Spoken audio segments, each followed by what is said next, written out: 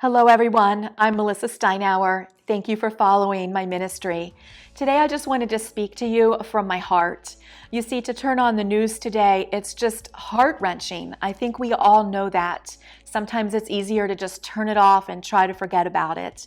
But when I watch the news today, I'm actually reminded of Matthew chapter 24, when Jesus was talking to his disciples about the end, about the signs of the end of the time. And there was a couple of things that he said. He said that there would be false Christs that would arise. There would be wars and rumors of wars. There would be strife. There would be natural disasters and Christian persecution. But one of the things that he said in verse 12 was that sin would be rampant everywhere and the love of many would grow cold. Now, I used to read this a few years back and wonder, what would that really look like? And I believe that in our day and age, we see it. We are actually seeing the love of many growing cold, especially with racism. And I just want to share with you that racism should be no part of the Christian's life. Moses himself, who we know very well in the Bible, he was married to a dark-skinned woman, and we know this because the Bible says she was a Cushite woman, or in other words, she was an Ethiopian. And Ethiopians have dark skin. And we know in the Bible that his sister and brother, Miriam and Aaron, actually spoke against the authority of Moses, but they also spoke against his marriage.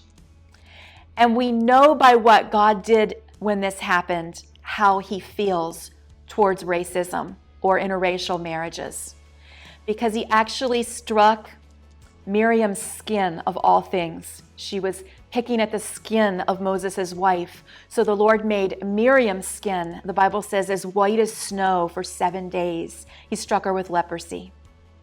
You see, the Lord loves all people, and we are to love all people. And I believe that it should be Christians who are leading our country out of this bondage of racism and hate and horrible words that we say to each other. It should be Christians that take the forefront and say, you know what, I am going to love as Jesus loved. And I just want to leave you with John chapter 13,